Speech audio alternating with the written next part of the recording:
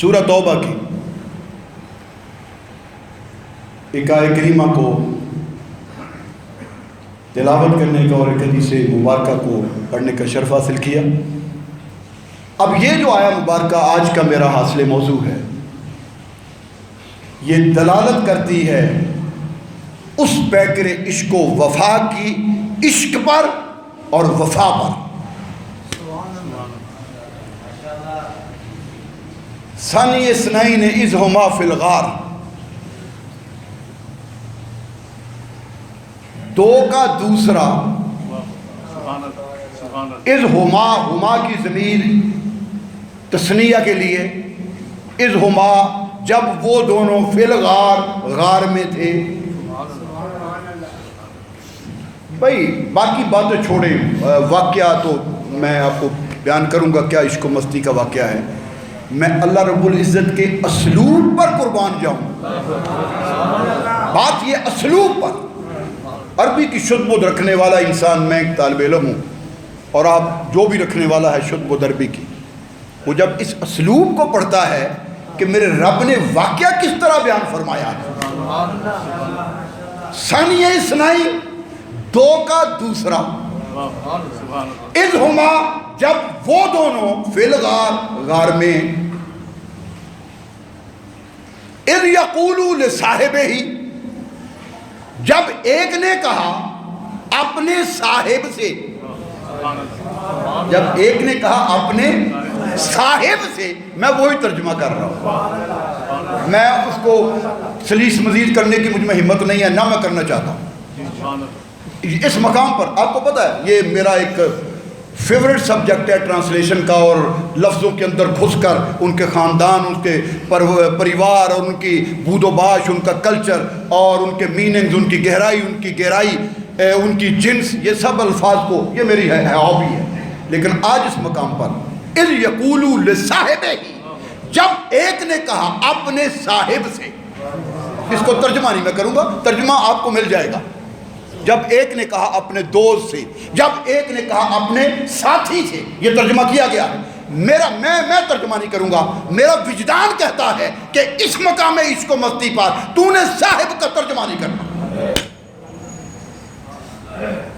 اذ یقولوا لصاحبہ، میں پہلے آپ کو کہہ چکا ہوں اس آیت کے اسلوب کا ایک ایک پیرا، ایک ایک اس کی فریز جو ہے، ایک ایک اس کا جو اس کی بنتی جو ہے، میرے رب نے اس طرح اس کا استعمال کیا ہے کہ اس کی قدرت پر قربان ہونے کو نہیں جاتا۔ اذ یقولوا لصاحبہ، جب ایک نے کہا اپنے صاحب سے، لا تحزن، غم نہ کر، ان اللہ معانا، اللہ بے شک ہم دونوں کے ساتھ ہیں۔ نعرہ تکبیر، نعرہ رسالت، نعرہ رسالت، نعرہ تحقیق، لا تحزن ان اللہ معانا، بے شک اللہ ہم دونوں کے ساتھ ہے۔ فانزل اللہ سکینتہ، بس اللہ نے اپنی سکینت، میں اس کا بھی ترجمہ ڈیلیبریٹلی نہیں کر رہا، جب اللہ نے اپنی سکینت نازل کی، فانزل اللہ، بس اللہ نے نازل کی اپنی سکینت، علیہ ہے کی ضمیر ہے واحد ایک کے لیے، جب اللہ نے، بس اللہ نے اپنی سکینت نازل کی اس ایک پر، کس پر؟ جس کو کہا تھا کہ اللہ ہم دونوں کے ساتھ ہیں۔ سامعین محترم،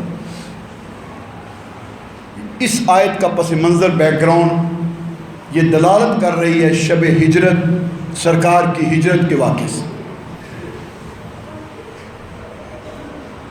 لیکن اس میں پورا واقعہ نہیں ہے۔ اس آیت میں سفر ہجرت کا ایک مقام، ایک ایونٹ، ایک وینیو، بس ایک ہی ہے، اور باقی بات نہیں ہوئی، صرف ایک جگہ، ایک مقام۔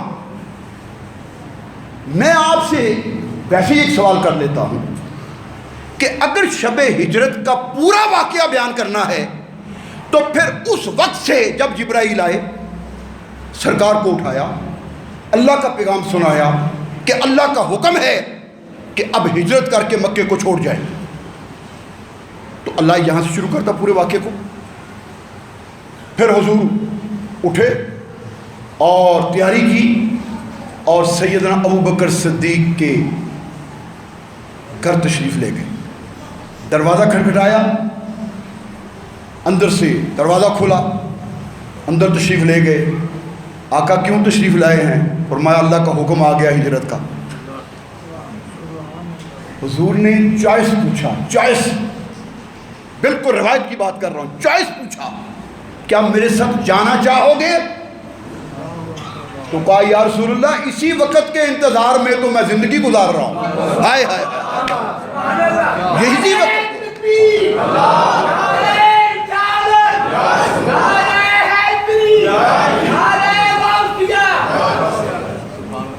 حدیث کے لفظ ہیں، یا رسول اللہ میرے ماں باپ اور میری اولاد آپ پر قربان۔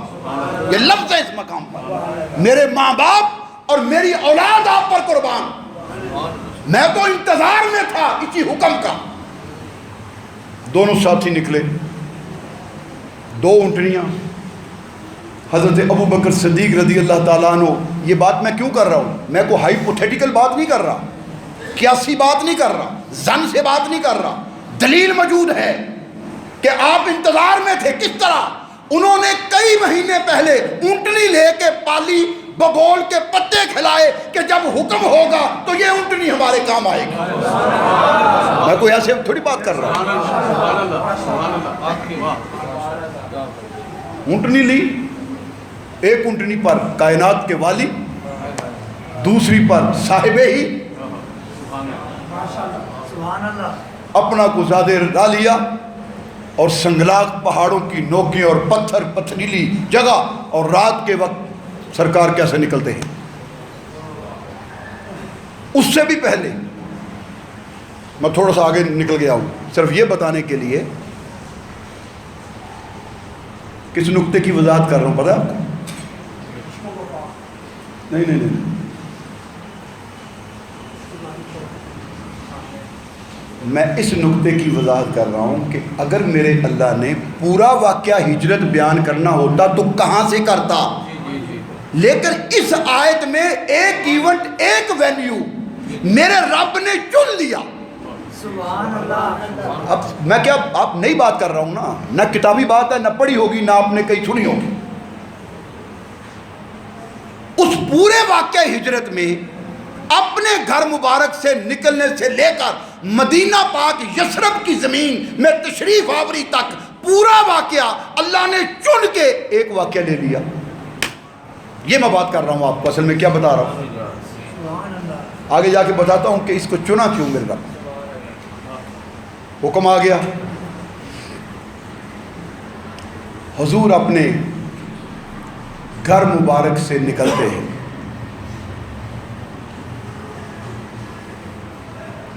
پنک پڑ گئی کفار کو کہ یہ نکل نہ جائیں۔ ہوتا کیا ہے کہ جب کوئی زیادتی کرتا ہے، ظلم کرتا ہے نا، تو اس کی اپریہنشن شروع ہو جاتی ہے، یہ نکل نہ جائیں۔ کفار حضور کے حجرہ مبارک کے سامنے کتاریں باندھ کے تلواریں ننگی لیے کھڑے ہو گئے، جانے نہیں دینا، جانے نہ پائے۔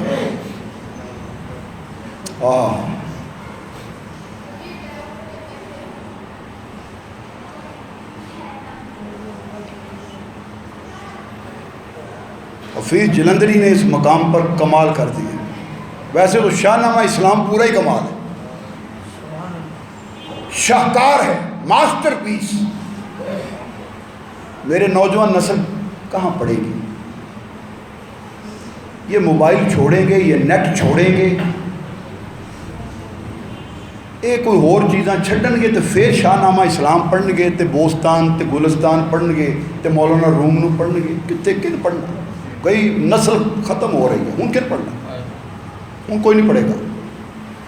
جو روش چل پڑی ہے، اب وقت ہی نہیں ہے کسی کے پاس کہ وہ نیٹ کو چھوڑے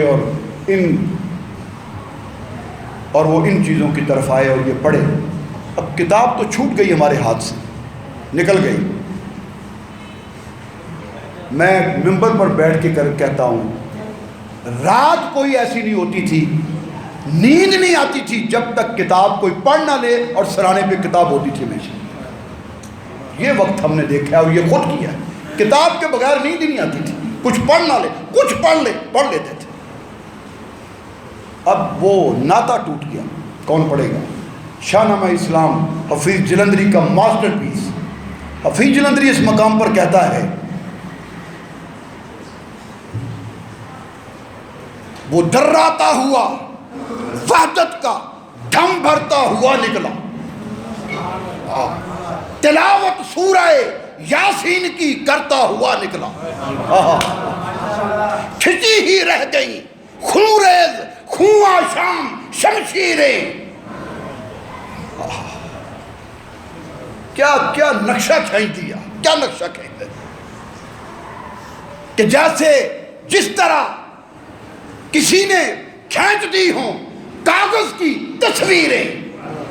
میرے نبی گھر سے نکلے اور سورہ یاسین کی تلاوت کرتے ہوئے، ادھر بھی لائن دروازے کے، ادھر بھی لائن، کفار ننگی تلواریں لیے کھڑے ہیں اور میرے نبی ان کے درمیان سے سورہ یاسین پڑھتے ہوئے وہ پوچھ رہے ہیں، اور یار قدمہ دی آواز آ رہی ہے پر نظر کوئی نہیں آ رہا، آواز آ رہی ہے مگر نظر کوئی نہیں آ رہا، قدموں کی چاپ ہے نظر کوئی نہیں۔ ایک دوسرے کو پوچھ رہے ہیں، وہ پوچھتے رہے، یہ دراتا ہوا وحدت کا دم بھرتا ہوا نکلا، تلاوت سورہ یاسین کی کرتا ہوا نکلا۔ میرے آقا وہاں سے درمیان سے کفار کے نکلے۔ آج میں وہ پھر بات دہرا رہا ہوں، بہت عرصہ پہلے ایک سیمینار حضور میرے استاد گرامی قبلہ واصف علی واصف رحمۃ اللہ تعالیٰ علیہ کے سیمینار میں یہ جملہ میں نے وہاں پہ یہ جملہ بیان کیا تھا۔ درویش سے پوچھا کہ محبت، وفا اور دوستی کی تعریف کیا ہے؟ محبت، وفا اور دوستی کی تعریف کیا ہے؟ درویش نے سر جھکایا اور جب سر اٹھایا تو کہا، یہ محبت، وفا اور دوستی کی تعریف 14 صدیاں پہلے شب ہجرت بستر نبوت پر اور غار ثور میں مکمل ہو گئی ہے۔